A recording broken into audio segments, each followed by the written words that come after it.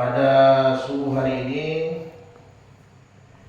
kita masuk ke babul fadlul masyi' ilal masajid, atau bab tentang bagaimana keutamaan berjalan kaki ke masjid.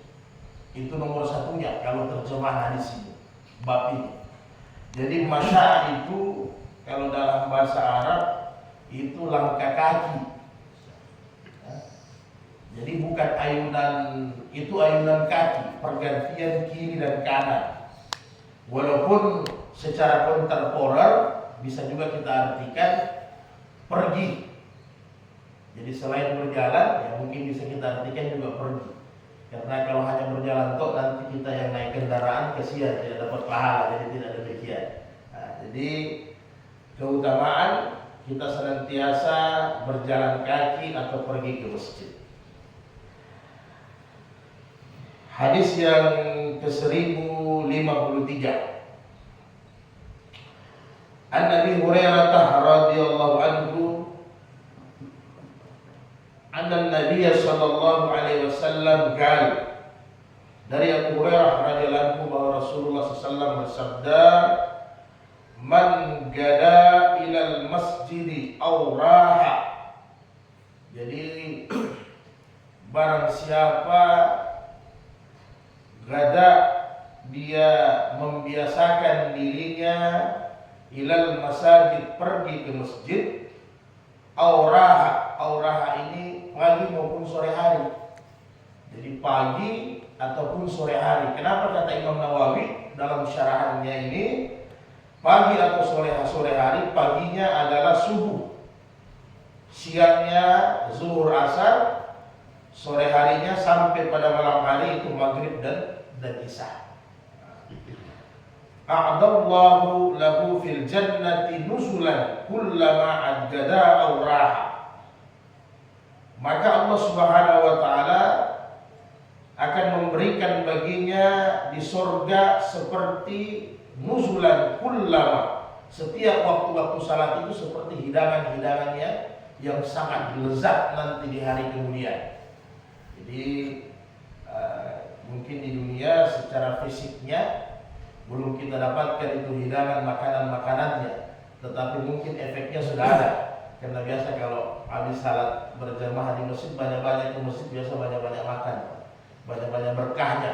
Tapi kata Imam Nawawi, nikmat makanan yang lezat itu bisa kita rasakan. Bagaimana perasaan, kata Imam Nawawi, kalau kita biasa datang ke masjid, tiba-tiba sempat alpa, seperti orang yang kekurangan, seperti orang yang sangat-sangat menyesal karena ada yang hilang. Sehingga kata Nabi dalam hadis-hadis sahih yang lain, siapa yang ketinggalan salat asar, siapa yang ketinggalan salat subuh, seolah-olah dia kehilangan keluarga dan hartanya. Karena kebiasaan itu menyebabkan kita ada penyesalan. Kenapa? Karena kita tahu, Imam Nawawi menjelaskan, kalau nikmat-nikmat yang kita rasakan di dunia itu seperti apa? Wa ghasiyatumur rahmah, ada seperti rahmat dari Allah yang hilang. Wa nunazzilus sakinah, karena kebiasaan kita datang ke masjid itu ada ketenangan batin yang kita dapatkan di dalam hati. Dan masih banyak lagi hidangan-hidangan yang sifatnya sebenarnya bukan hanya nanti disiapkan kita di akhirat, tetapi hidangan-hidangan tersebut kita rasakan juga ketika di dunia ini, begitu tenang, begitu nikmat yang kita rasakan, dan ada timbul penyesalan apabila ada waktu-waktu salat itu kita terlupakan atau terlambatlah paling tidak. Hadis ini riwayat muttafaqun alaih, Bukhari Muslim. Dalam Bukhari nomor 663, dalam Sahih Muslim 6609. Kemudian hadis yang berikutnya, hadis sahih riwayat Muslim nomor 665. An Ubay bin Ka'ab radhiyallahu anhu qala, dari Ubay bin Ka'ab berkata, kana rajulu minal ansar, ada seorang sahabat dari kaum Ansar, la a'lamu ahadan ab'ada minal masjid minhu. Sahabat ini setahu saya, kata Ubay bin Ka'ab, ini orang yang paling jauh rumahnya dari masjid. Jadi sepengetahuan Ka'ab bin Ubay bin Ka'ab bahwa sahabat ini orang yang paling jauh rumahnya dari masjid, jamaah masjid yang paling jauh. Karena memang kata Imam Nawawi, masjid di zaman Nabi itu hanya ada Masjid Nabawi pertama kali. Itulah yang dipakai sebagai masjid jami. Semua sahabat-sahabat Nabi yang dekat maupun yang jauh, semua berjamaah di Masjid Nabawi ketika itu. Maka sahabat inilah yang paling jauh rumahnya dari masjid. Kemudian waqanas la tutuhu salatun. Maka sahabat ini ada satu kehebatannya, keistimewaannya. Dia paling jauh rumahnya dari masjid, la tuhtuhu salatun, dia tidak pernah terlambat. Nah, ini memang susah ini, Pak. Saya saja depan masjid ini mungkin Pak Nasir paling sering terlambat saya. Nah, ini karena memang kadar keimanan kita barangkali ya. Karena kita sudah dengar azan, ya masih banyak kesibukan itulah. Masih banyak dunia-dunia di dalam hati barangkali. Ini tidak pernah terlambat. Faqila lahu, maka sahabat-sahabat jemaah masjid yang lain ketika itu memberikan ada satu saran untuk dia. Kata sahabat ini merasa kesihan. Ini sahabat sudah jauh, tidak pernah terlambat, luar biasa. Sehingga dikatakan sama ini sahabat diberikan satu usulan. Lawis taraita himaran litarkabahu fiz zulma'i wa firranda'i. Jadi sahabat mengusulkan, saudara, bagaimana seandainya kau beli satu kendaraan? Karena kendaraan ketika itu yang ada ibli unta ataupun himar. Himar ini sejenis kuda, keledai. Jadi bagaimana kalau usulan sekarang ini, karena ini dia usulkan yang lebih murah, himar. Karena kalau unta agak mahal. Jadi mungkin sahabat, bagaimana kalau kau beli motor satu? Maka dengan motor itu, dengan kendaraan itu memudahkan engkau untuk datang ke masjid, utamanya fizzan zulma'i.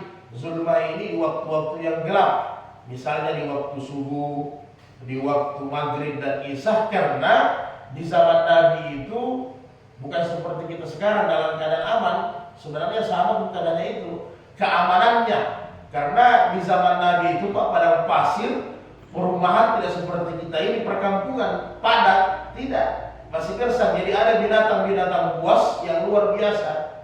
Jadi ularnya itu di padang pasir, mungkin kita di Indonesia ularnya 4 meter, di sana ularnya pendek Pak, ada hanya 60 cm. Nah, sehingga kata Nabi dalam hadis sahih, ada satu ular yang kepalanya, ular hitam yang kepalanya putih. Nabi bilang kalau dapat tangkap itu, karena bunuh itu, karena ular itu sangat berbahaya. Jadi ini yang ditakuti sahabat.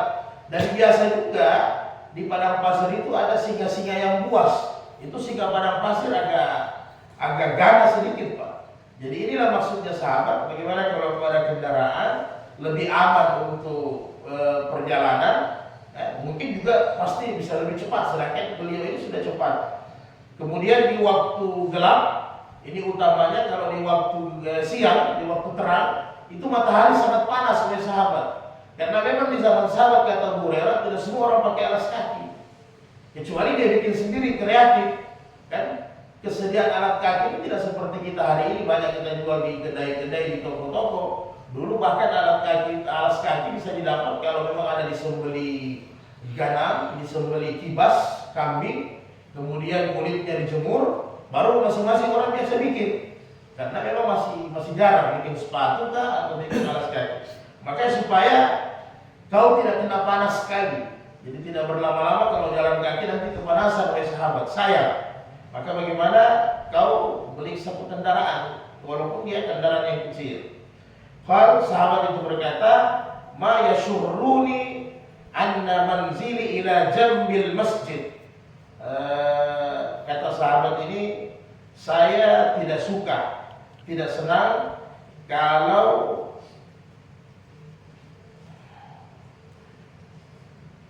saya tidak senang katanya kalau an manzili ila jambil masjid, saya harus tinggal di samping masjid, kemudian ini uridu atau pakai kendaraan, ini uridu ayyuktabali mamsyaiya ilal masjid, saya menginginkan bagaimana saya ke masjid itu berjalan kaki dengan alasan waraju'i idza raja'tu ilal ahli. Demikian juga pulang, saya menginginkan pergi ke masjid berjalan kaki, dan kalau pulang juga saya ingin berjalan kaki supaya yaktuba li mamsya'i ilal masjid, walaupun pulang dan pergi itu semua dicatat sebagai pahala, sehingga pahala saya lebih banyak. Nah, ini mungkin yang agak setengah mati kita dapatkan dari ini, sifat perlombaan di zaman sahabat. Saya juga rasakan begitu. Jadi misalnya kalau di bab azan, kita lihat bagaimana di zaman sahabat itu ketika diberikan motivasi, mereka saling berlomba seperti motivasi ini seperti dapatkan materi dunia. Jadi siapa yang ini dapat duit, begitulah hatinya sahabat kalau pahala. Sehingga di zaman sahabat ketika belum dilantik tukang azan, dua orang, Bilal bin Rabah dengan Abdullah bin Maktum yang buta, maka sahabat itu kalau azan satu, ya kalau sekarang, kalau dulu azannya naik di atas menara. Jadi kalau sekarang mungkin mic, ya begitu. Jadi ketika satu sahabat naik di atas menara, ditarik dari belakang, jatuh itu sahabat. Kata yang sahabat satu yang menarik mau ikut azan juga. Begitu terus yang terjadi setiap waktu-waktu salat. Yang repotnya Nabi lihat ini jadi huru hara ini. Setiap mau salat sahabat berputar-tarik, karena Nabi sampaikan sabda hadis, sabdanya bahwa siapa yang berazan lehernya nanti panjang. Maksud lehernya panjang, dia punya amal saleh lebih banyak daripada orang-orang lain, sehingga lehernya panjang, dia kelihatan, oh ini yang banyak pahalanya, banyak rahmatnya. Maka ketika dengan hadis ini sahabat berputar-tarik, maka Nabi buat musabaqah, Nabi buat satu pertandingan perlombaan siapa yang panjang, yang nyaring, yang bagus suaranya, itu yang ditunjuk untuk azan. Setelah itu baru tidak ada lagi sahabat saling tarik menarik, saling rebutan untuk azan. Begini juga perkara salat. Ketika Nabi sampaikan salat berjamaah ke masjid itu banyak sekali faedahnya, maka sahabat ini tidak berputus asa, dan nanti dia pulang balik untuk berjalan kaki untuk mendapatkan pahala yang lebih banyak daripada orang-orang lain sahabatnya. Maka Rasulullah SAW ketika mendengar itu Nabi senyum, kemudian Nabi katakan, kan jama Allahu laka zalika kullahu. Jadi kullahu. Jadi kata Nabi, wahai sahabat, sesungguhnya apa yang kau maksud, kad jama Allahu laka, Allah telah berikan, Allah kumpulkan sama engkau semua pahala-pahala yang besar tanpa terkecuali. Jadi Nabi kasih lagi hiburan, kepastian bahwa dengan engkau datang berjamaah di masjid, berjalan kaki, niat dari rumah ke masjid, kemudian dari masjid pulang ke rumah untuk mendapatkan pahala yang banyak, maka yakinlah bahwa engkau mendapatkan semua itu pahala. Jadi mudah-mudahan semangat ini juga ada sama diri kita semua. Jadi paling tidak tetap ke masjid walaupun terlambat. Karena ada hadis satu Nabi dalam ini derajatnya hasan, bahwa siapa yang datang ke masjid kemudian salat berjamaah itu telah selesai, maka Allah berikan dia pahala yang sempurna seperti salat berjamaah. Hanya mungkin masalahnya nanti Allah putuskan di akhirat kalau terlambat terus Pak ya. Tapi kalau dengan kita niat untuk senantiasa datang, insya Allah Allah akan berikan pahala yang sempurna. Kemudian hadis sahih berikutnya riwayat Muslim. An-Nabi Hurairah an-Nabi sallallahu alaihi wasallam qala, man tatahhara fi baitihi, barang siapa dari rumahnya sudah bersuci, sudah bersih. Jadi kata Imam Nawawi, dia berwudu dari rumah. Nah, jadi dia berwudu dari rumah. Kemudian summa mada ila baitihi min buyutillah, kemudian dia pergi ke rumah Allah dan dia pergi ke masjid dari masjid-masjid yang ada. Jadi ini bebas ya. Dari masjid-masjid yang ada, mau yang dekat ataupun yang jauh dari rumahnya, lihat dia faridatan min fara'idillah kana lihat dia faridatan min fara'idillah. Kemudian tidak ada niatnya kecuali untuk menyelesaikan, melaksanakan daripada salat fardu yang difardukan, yaitu salat wajib. kanat futuwatuhu ihdaha tahuttu hatiyatan, maka setiap langkah kakinya yang berjalan kiri dan kanan itu menghapuskan dosa-dosa. Nah, ini subhanallah. Jadi kata Imam Nawawi, dosa-dosa yang dihapuskan itu dosa-dosa kecil, Pak. Jadi tidak semua dosa-dosa besar. Karena dosa-dosa besar itu harus melalui taubat, melalui pengampunan. Syarat-syarat taubat itu ya kurang lebih ada 3. Nah, yang sudah sering kita tahu, meninggalkan maksiat, berazam tidak melakukan lagi. Nah, kemudian maka dia mendapatkan pahala dosa-dosa kecil dihapuskan. Wa ukhra, dan yang lain tarfa'u darajatan, dia juga mendapatkan ketinggian derajat nanti di akhirat. Apa ini derajat? Kata Imam Nawawi menjelaskan dalam syarah ini, derajat itu begini contohnya. Jadi nanti ketika mungkin Pak Rudi dengan Pak Imam masuk surga, insya Allah.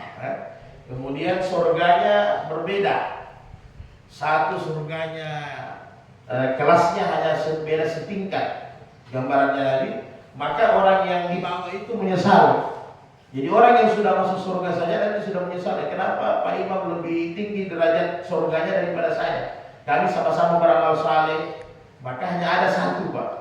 Jadi hanya ada perbedaan satu langkah kaki, atau hanya ada perbedaan satu rakaat, atau hanya ada perbedaan subhanallah dalam zikir. Jadi perbedaan itu bisa menyebabkan kelas kita di surga, dan orang yang di bawahnya akan menyesal nanti di hari kemudian. Ini maksudnya derajat. Jadi orang-orang yang senantiasa datang ke masjid, ketika nanti di akhirat, derajat-derajatnya ini nanti naik terus. Karena kualitasnya beda dengan orang yang salat di rumah. Walaupun sah, tetapi nilai kualitasnya itu beda. Maka derajat-derajatnya orang yang selalu datang ke masjid untuk salat berjamaah, itu banyak, ketinggiannya luar biasa. Jadi kalau sama nilai pahalanya, sama nilai timbangannya, derajatnya nanti dinaikkan bagi orang-orang yang senantiasa ke masjid. Kemudian hadis berikutnya, An Jabir radhiyallahu anhu qala halatil biqa'u haulal masjid. Jadi di samping Masjid Nabawi, kata Jabir, itu ada sekitar Masjid Nabawi masih ada, karena di zaman dulu banyak tanah-tanah yang kosong di samping Masjid Nabawi. Ketika itu fa'arada Banu Salimah an yantakilu kurbal masjid. Maka karena masih banyak tanah-tanah kosong, kintal-kintal kosong, kalau di zaman dulu kan bebas, Pak. Artinya belum ada sertifikatnya. Jadi siapa mau pakai boleh, yang penting yang berkuasa saat itu izinkan. Jadi sehingga ada satu suku di zaman Nabi itu namanya Banu Salamah. Jadi mereka menginginkan rumah-rumah mereka yang jauh itu pindah dekat masjid supaya lebih gampang ke masjid. Kemudian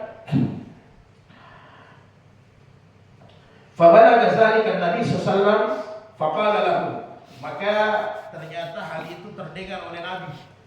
Jadi hal itu terdengar oleh Nabi, berarti ini Banu Salamah mau pindah dekat masjid. Maka Nabi panggil mereka, Nabi sampaikan kepada mereka, balaghaniya annakum turiduna an tantakilu qurbal masjid. Saya dengar kalian ingin pindah dekat masjid. Apa betul atau tidak? Kata Nabi. Sampaikan sama ini kaum Banu Salamah. Qalu na'am ya Rasulullah, kad aradna zalik. Betul ya Nabi. Kami menginginkan bagaimana kami bisa dekat dengan masjid sebagaimana yang berita yang Anda telah dengar.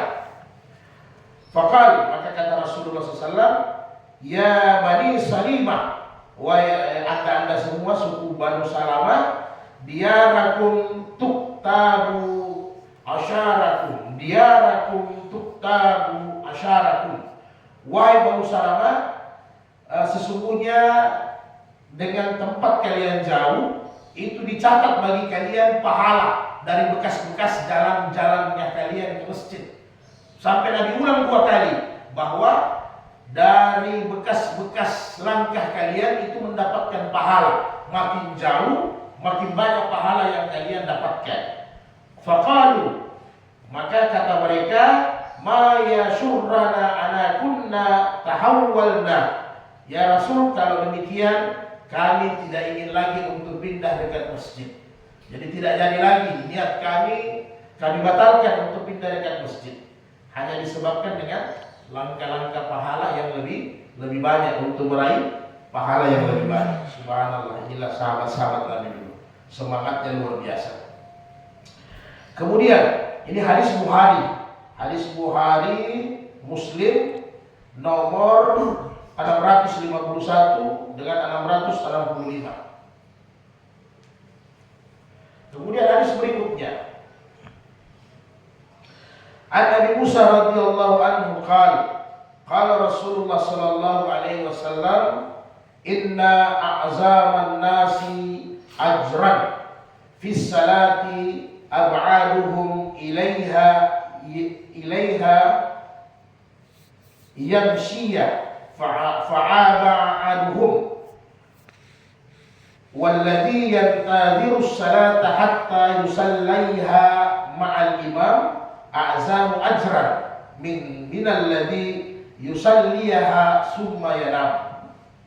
Jadi kata Nabi, sesungguhnya tidak ada pahala yang paling besar bagi hamba-hamba Allah dan bagi manusia kecuali rumahnya lebih jauh. Jadi derajat orang-orang yang mendapatkan pahala salat berjamaah itu yang paling tinggi kata Nabi adalah rumahnya lebih jauh dari masjid, dan lebih jauh lagi kata Nabi, ilaiha yansi fa'ab'aduhu, yang lebih jauh, maka itu yang lebih banyak pahalanya dari yang lebih banyak mendapatkan pahala. Walladzi yanziru salata hatta, jadi orang yang lebih jauh kemudian dia masih dapat salat. Kemudian yang kedua kata Nabi derajatnya, walladzi yantaziru salata hatta yusalliha ma'al imam, itu orang yang menunggu salat bersama imam. A'zamu ajran min alladzi yusalliha summa yanam, ini lebih besar lagi pahalanya daripada semua orang-orang dikumpulkan orang-orang yang salat di rumahnya masing-masing, kemudian setelah itu mereka tidur. Nah, jadi maksudnya kata Imam Nawawi bahwa di antara kita yang sudah salat berjamaah di masjid, siapa yang paling besar pahalanya? Maka siapa yang paling jauh rumahnya dari masjid. Karena bukti dari itu semua, langkah-langkah kaki menuju ke masjid itu menyebabkan dia lebih jauh, lebih banyak pahalanya. Nah, kemudian orang yang mendapatkan azan di masjid ini lebih tinggi lagi. Jadi dalam hadis hasan dijelaskan bahwa ada 3 derajat pahala keutamaan bagi orang yang datang ke masjid. Ada kata Nabi kasyams, pahalanya sangat tinggi seperti matahari yang terang, yaitu dia mendengar azan ketika di dalam masjid. Ada pahalanya kal kamar, seperti bulan purnama kata Nabi, yaitu ketika dia berjalan dia baru dengar azan. Jadi ketika di tengah jalan dia dengar azan. Ada lagi yang derajatnya yang lebih rendah, kan nujum, seperti bintang-bintang. Jadi yaitu orang yang di rumah dia dengar azan, dia tinggalkan semua pekerjaannya. Maka selain ini ada cahaya tapi lebih redup lagi. Jadi mungkin kalau kita yang terlambat termasuk saya, mungkin cahaya lilin yang saya dapatkan. Tapi masih ada cahayanya lah ya. Nah, jadi ketika sahabat mendengar hadis ini, maka yang lucunya ada sahabat yang memang dekat dari masjid, dia melangkah dengan pendek-pendek, Pak. Jadi caranya langkah kakinya itu dia perkecil satu-satu kaki. Jadi sebelum azan dia sudah keliling, dia sudah berjalan, tetapi langkahnya tidak seperti langkah biasa. Dipendek-pendekkan langkahnya, kecil supaya bisa sama dengan orang yang lebih jauh dari masjid. Subhanallah sahabat. Jadi sahabat ini tidak ada putus asa, kemudian improvisasinya ada terus untuk mendapatkan pahala ini. Dia cari akal. Jadi sehingga ketika Nabi mendengar hal ini, Nabi hanya senyum saja. Itulah rahmat Allah kepada hamba-hamba yang sudah ditakdirkan, utamanya orang yang lebih jauh. Jadi kita yang dekat-dekat ini ya memang langkahnya harus pendek-pendek, tapi susah juga. Mau langkah pendek-pendek kita juga selalu lambat ya. Kemudian hadis berikutnya, An Buraidah radhiyallahu anhu Nabi sallallahu alaihi wasallam basyirul masa'ina fi zulami ilal masajid bin nuri tammi yaumal qiyamah. Rawahu Abu Dawud wa Tirmizi, hadis sahih. Hadis ini nomor 2617, kemudian dengan hadis 1109.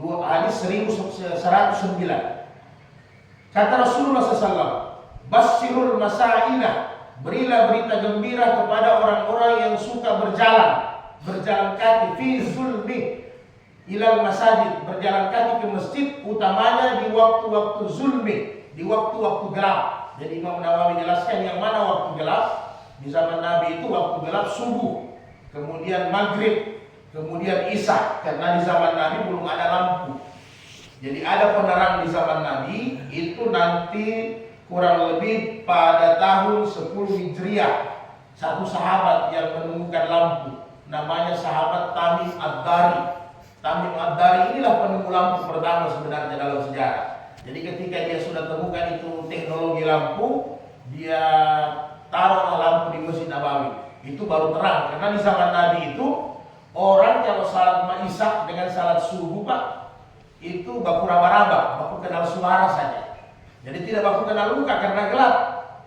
Jadi sehingga kata Nabi, siapa itu yang sabnya tidak, kalau Nabi mau rapikan sab, jadi Nabi tinggal dengar suara. Begitu juga sahabat yang lain. Saya tahu orang di samping saya karena suaranya, karena kami tidak saling melihat muka.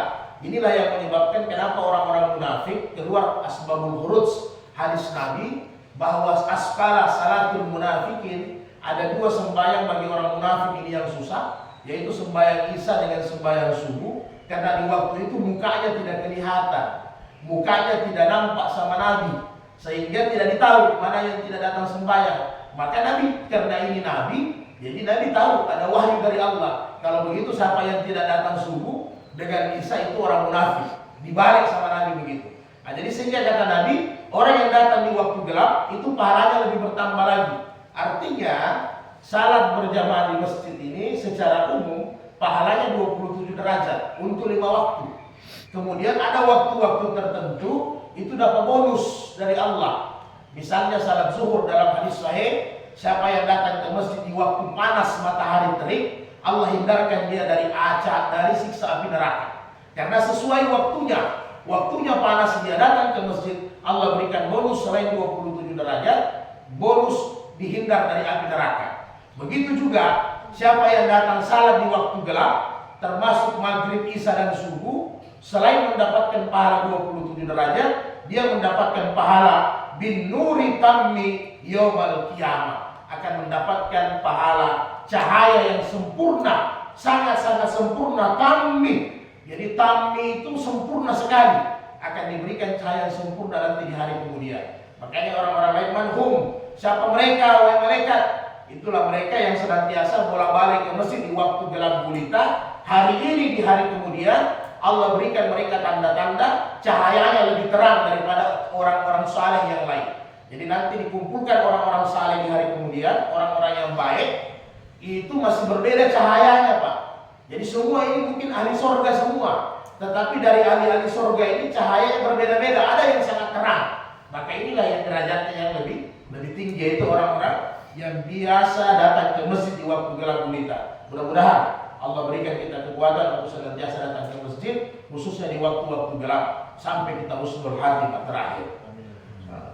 Kemudian hadis berikutnya, An Abi Hurairah radhiyallahu anhu anna Rasulullah sallallahu alaihi wasallam qala, ala adullukum ala ma yamhullahu bihil khataya. Kata Nabi, apakah aku ingin berikan kepada kalian sesuatu, aku berikan satu cara yang Allahu bihil khataya, bagaimana dosa-dosa kamu setiap saat bisa terhapus, wa yarfa'u bihi darajatin, dan bagaimana kalian punya derajat naik terus di sisi Allah.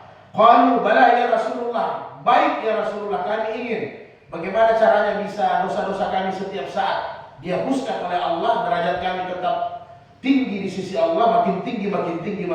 Qal isbagul wudu'i alal maqarihi, perbaguskan wudu dalam keadaan yang sangat susah. Jadi ternyata kita ambil air wudhu itu ada lagi derajat yang tinggi. Ketika waktu kita berwudhu itu lebih susah. Apa penjelasan Imam Nawawi dalam syarah ini? Saya ringkas. Ini kata Imam Nawawi, kalau kita berwudhu di waktu subuh itu agak dingin airnya, Pak.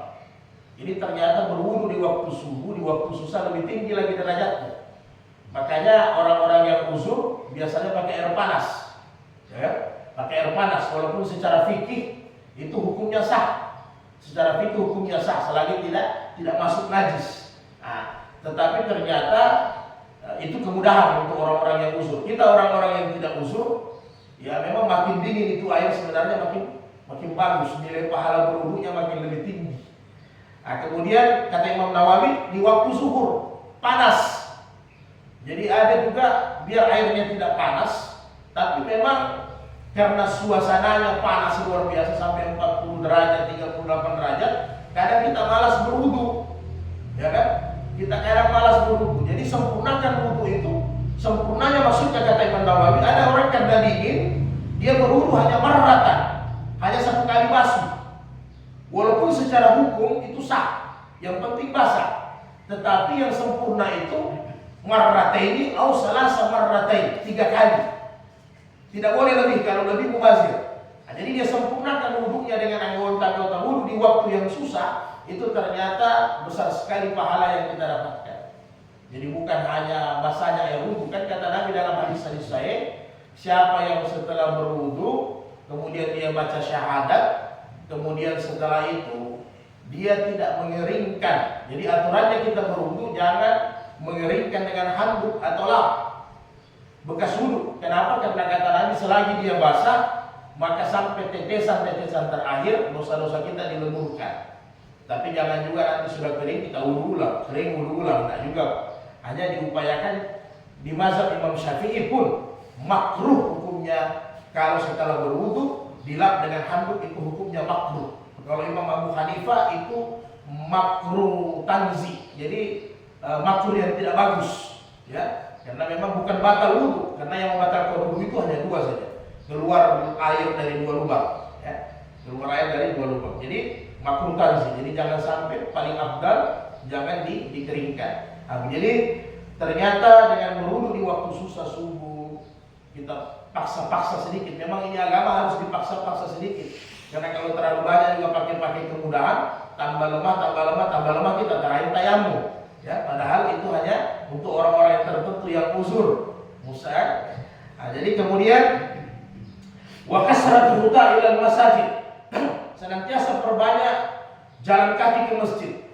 Jadi memang kalau memang ada waktu luang, waktu biasa ya di kata Imam Nawawi ya dikurangi pakai kendaraan. Kecuali memang agak jauh dan kita sudah uzur. Jadi kalau masih sehat-sehat, ternyata Nabi tidak bahas kelebihan dari sisi medisnya, dari sisi kesehatan, tetapi ternyata kesehatan mengikuti. Makin banyak kita melangkah kaki, sebenarnya jantung kita, fisik kita makin sehat. Jadi sekali-kali ya upayakan bisa berjalan kaki ke masjid. Makanya kita cari masjid yang paling dekat. Jadi kata kalau di mazhab Syafi'i, jadi masjid yang paling dekat yang kita makmurkan itu lebih afdal daripada masjid yang jauh dari tempat tinggal kita. Walaupun juga pahalanya besar, tetapi memakmurkan masjid yang lebih dekat itu fardu bagi orang-orang yang dekat dari masjid.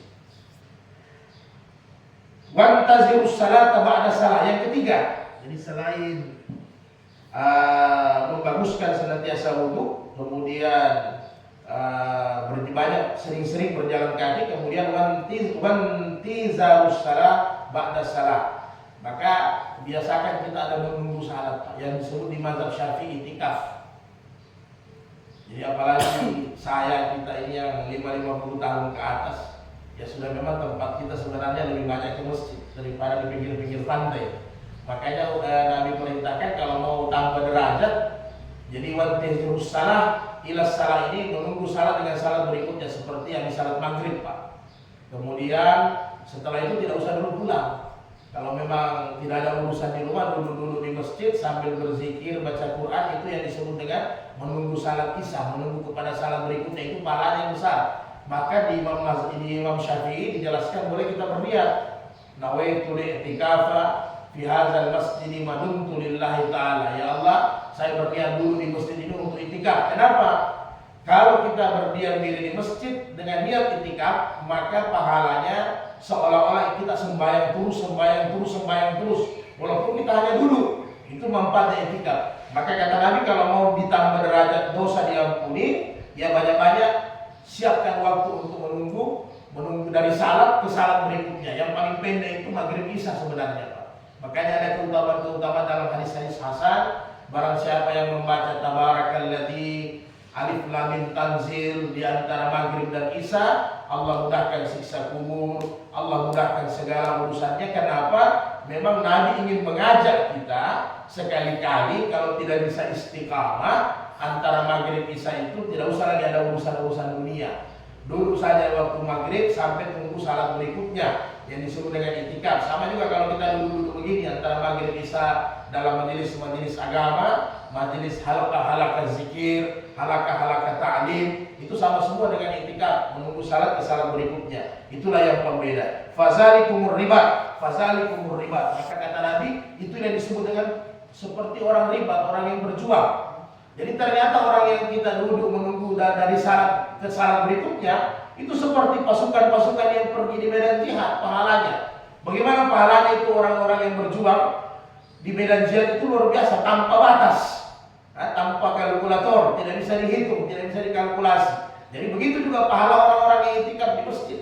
Dia duduk menunggu salat berikutnya itu luar biasa, seperti orang yang berjuang juga di perbatasan. Kemudian hadis yang terakhir, satu hadis lagi di bab ini. An-Nabi Sa'id al-Khudri radhiyallahu anhu, Nabi sallallahu alaihi wasallam qala, "Idza ra'aytumur rajula ya'tadul masajida fa ashidu lahu bil iman." Qala Allah azza wa jalla, "Innama ya'muru masajidallahi man amana billahi wal yawmil akhir." Sadaqallahu alazim. Jadi Abu Sa'id al-Khudri, Nabi SAW bersabda, apabila kalian melihat seorang laki-laki ya'tadul masajid, sering bolak-balik ke masjid, siang malam sering kali masjid, maka kata Nabi fa ashadu lahu bil iman, maka itu ada tanda-tanda, maksudnya ada tanda-tanda dia orang yang beriman. Jadi makanya orang-orang tua dulu, kampung saya juga begitu, Pak, dikasih tahu sama bikrun sama perawan-perawan. Kalau orang tua dulu jadi Makkah dan Tawaf Waliolota, melok ke masa melok mau cari laki-laki orang baik, lihat-lihat nih kalau dia sering ke masjid, berarti makanya dia ampela tuh, berarti bagus, dia punya keimanan kadarnya. Artinya mungkin tidak beriman sempurna, tapi ada tanda-tanda dia bisa jadi orang beriman. Jadi kalau mau cari laki-laki, katanya lihat-lihat sering muncul di masjid atau tidak. Kalau jarang-jarang muncul di masjid, ya penting dulu cari yang sering-sering ke masjid, begitu kira-kira. Karena memang yang buat tanda-tanda itu ternyata bukan orang-orang tua kita, Allah sendiri. Karena kata Allah dalam Al-Quran di surat At-Taubah ini, di surat At-Taubah ayat 18. Jadi kata Allah sendiri, innama ya'muru masajidallah man amana billahi wal yawmil akhir. Sesungguhnya yang biasa-biasa sering-sering datang ke masjid itu orang yang beriman saja kepada Allah dengan hari akhir. Artinya kalau biasa-biasa ke masjid ada condong orang itu kepada keimanan dibandingkan dia malas-malas ke masjid. Bukan juga orang yang tidak ke masjid itu tidak beriman, tidak juga. Artinya kadang orang yang sering ke masjid itu lebih condong, lebih mudah untuk takwa kepada Allah Subhanahu wa taala dibandingkan orang yang malas-malas ke masjid. Kata ulama kontemporer seperti Yusuf Qaradawi berkata bahwa orang-orang yang tidak wajib ke masjid itu ya perempuan. Kan begitu, Pak. Maka kalau ada yang malas-malas ke masjid laki-laki, ya mungkin dia mau jadi perempuan. Jadi tuan-tuan sekalian yang dimuliakan Allah, orang-orang tua saya semua, mudah-mudahan Allah Subhanahu wa taala berikan kita kekuatan untuk mengamalkan hadis-hadis yang seperti ini, sehingga dengan amalan-amalan ini sering ke masjid, sering salat berjamaah, hanya ini yang kita bisa harapkan. Alangkah bagus umpamanya saya, Pak Rudi, kita semua ini meninggal sementara sujud, meninggal sementara ruku, meninggal sementara angkat takbir, apalagi yang kita mengharapkan di dunia ini. Nah, sedangkan saya ini Pak masih termasuk yang muda lah, ya. Nah, dibandingkan orang-orang tua saya, tapi tentu kita berkeinginan bagaimana akhir hayat kita ini penuh dengan amal ibadah. Karena memang tidak ada dosa ini Pak. Saya saja ini banyak sekali punya dosa. Nah, jadi pasti hanya dengan husnul khatimah kita berharap mudah-mudahan dosa-dosa kita diampuni, dileburkan oleh Allah Subhanahu wa taala. Demikian tadi kita pada subuh hari ini. Insyaallah kapan-kapan lagi kita lanjutkan. Allah musta'an, Allah mu'afiq. Subhanallah bihamdi, subhanallah bihamdika. Asyhadu an la ilaha illa anta astaghfiruka wa atubu ilaik. Mungkin sambil menunggu lagi perjalanan makanannya kemarin. Saya tidak bisa masak sendiri Pak. Ada dipesan. Ada kita santai-santai sedikit. Mungkin ada